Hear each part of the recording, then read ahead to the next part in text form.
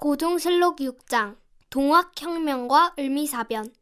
나날이 거세지는 외세의 침략, 썩을 대로 썩은 관리들, 고통받는 백성들의 신음소리는 점점 커져 동학혁명의 함성이 되고, 일본은 이를 무력으로 진압하며 침략 야욕을 한층 노골적으로 드러내니 갑신정변의 실패는 조선에 엄청난 타격을 주었다.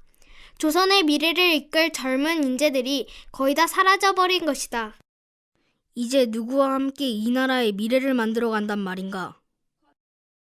고종이 비탄에 빠져 있을 때 청국과 일본 양국은 서로 조선을 먼저 장악하기 위해 힘을 다투었다. 그 무렵 청국에서 유배 생활을 하고 있던 대원군은 원세기와 함께 조선에 돌아왔다. 오, 이게 정말 내 땅이란 말인가? 원세기는 조선통상사무정권위원이라는 직책으로 조선에 부임하는 길이었다. 대원군께서 이 사람의 말만 잘 들으면 왕위를 얻을 수도 있을 것입니다. 이런 이리 같은 놈. 한편 민비는 러시아에 의지하여 조선을 지킬 계획을 짰다. 일본도 청국도 모두 이 조선 땅을 삼키려 하고 있어요. 러시아를 끌어들이면 놈들의 야욕을 막을 수 있습니다. 중전의 말이 맞소. 그리합시다. 민비는 고종을 움직여 1886년에 러시아와 수호 조약을 맺었다. 이렇게 나라는 풍전등화의 위기에 놓여 있었지만 지방의 관리들은 여전히 백성들을 수탈하고 있었다. 이 무렵 조선 땅에는 서양 세력에 대항할 새로운 민중 세력이 등장하고 있었다. 이들은 1861년에 창시된 동학 사상을 바탕으로 활동하고 있었다. 최재우는 만민이 모두 평등하다는 임내천 사상을 앞세워 동학을 창시하였는데, 하늘과 사람은 대도의 근원이니라. 사람이 본래 마음을 회복하면 하늘에 이를 것이다. 백성들을 현혹한다는 죄명을 쓰고 1864년에 처형되고 말았다. 최재우의 뒤를 이어 제2대 교주가 된 최시형은 동학 교도소를 크게 늘렸다. 또 수많은 농민들이 동학 이념을 배웠다.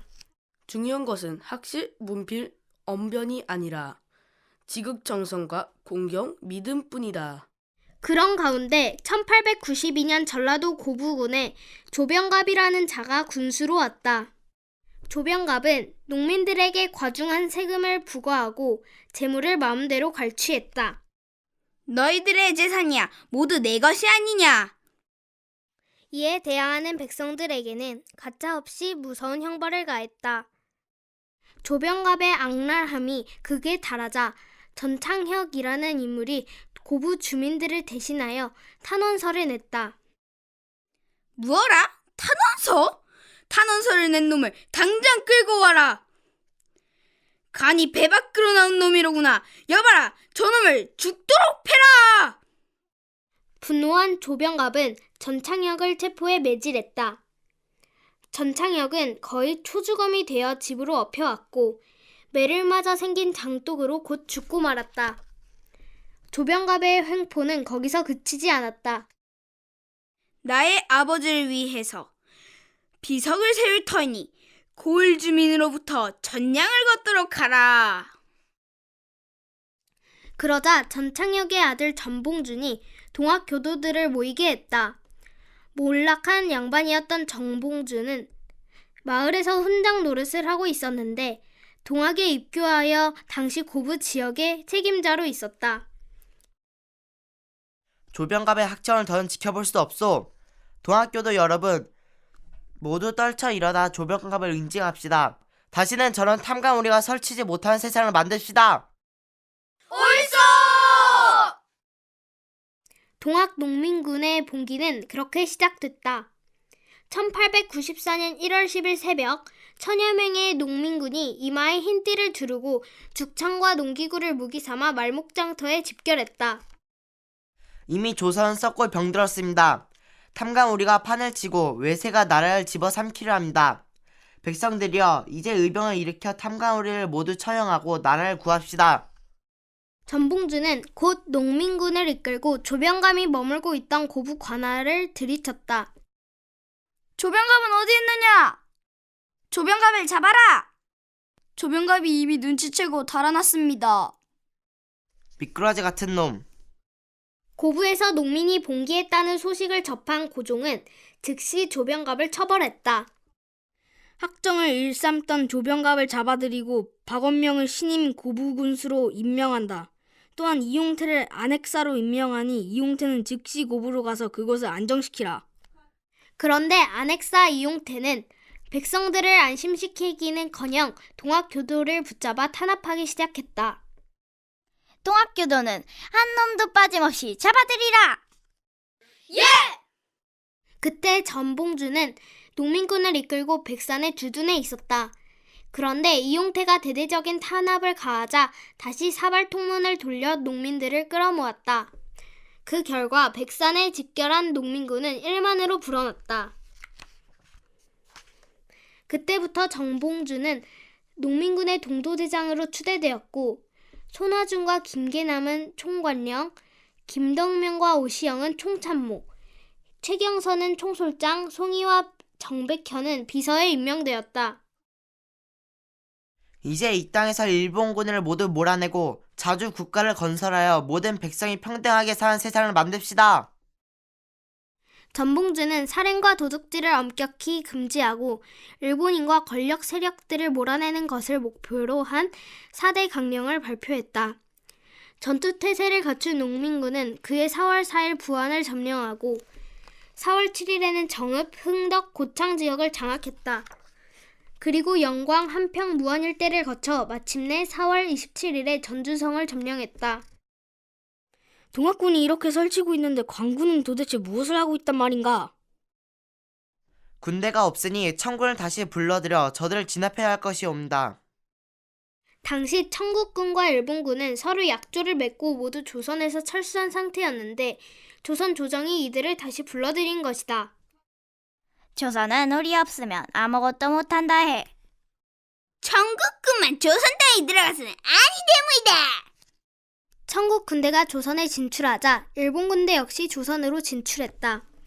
전봉준 등의 동학운동 지도자들은 심각한 고민에 빠졌다.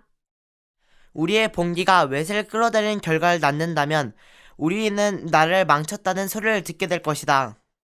이런 판단 아래 전봉준은 싸움을 중단하고 광군과 타협하였다. 향후 전라도 지역은 우리 동학군이 직접 다스릴 것이니 이를 보장한다면 싸움을 중단하겠소. 광군의 협상 대표였던 홍계효는 전봉준의 제의를 모두 수용하였다. 그 결과 전라도 지역 53개 군에 집강소가 설치되었고 전주 감영에는 대도소가 설치되었다. 하지만 동학군의 자치 행정은 오래가지 못했다.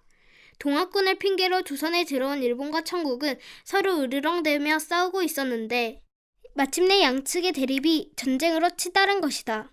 이것이 바로 1894년에 일어난 청일전쟁이다. 그리고 청일전쟁은 일본의 승리로 끝났다. 이제 우리가 조선의 주인이 됐소이다. 그러자 전봉준과 동학교도는 일본의 소나기에서 나라를 구하기 위해 다시 봉기를 일으켰다. 일본이 우리나라를 식민지로 만들려고 하고 있으이다. 제2차 봉기에 동원된 농민군의 숫자는 무려 20만 명이었다. 저 일본 놈들을 몰아내고 자주 국가를 이룹시다. 그해 10월 10만의 동학군은 공주성을 포위하고 공격을 개시했다. 하지만 이 싸움에서 동학군은 크게 패배하고 말았다. 숫자만 많았을 뿐 무기가 형편없던 농민군은 신식 무기로 무장한 일본군의 상대가 되지 않았던 것이다. 이것이 우리나라의 운명이란 말인가. 이어진 11월 우금치 전투에서도 농민군은 크게 패배했고 전봉준은 쫓기는 신세가 되었다. 하늘이시여 왜 이 나라를 버리시나이까.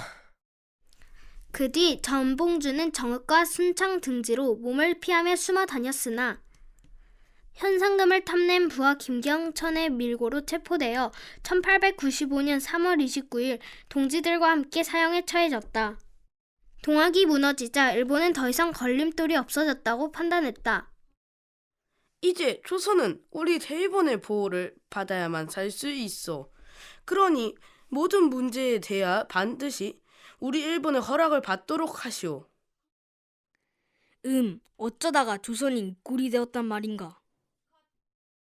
한편 민비는 일본의 지나친 간섭에서 벗어나기 위해 러시아를 끌어들여 일본을 견제하려는 생각이었다. 전하, 일본을 몰아내려면 러시아에 의존해야 합니다.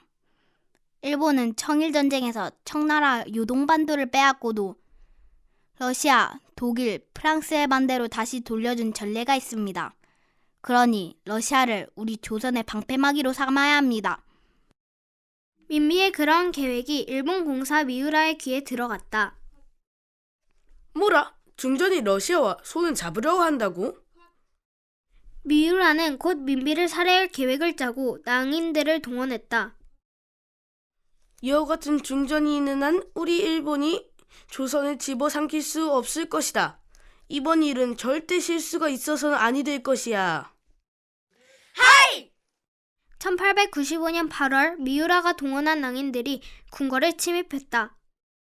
왕비를 찾아라! 왕비는 어디 있느냐? 찾아라! 빨리 찾아야 한다! 찾아라! 맞아, 민비다! 찾아라! 이런 천인공로할 놈들! 내 놈들이 감히 나를 죽이러 온 것이냐? 내가 바로 조선의 국문이라! 마마! 미우라는 결국 민비를 살해하고 시신을 불태워버렸다. 이것이 곧 을미사변이다.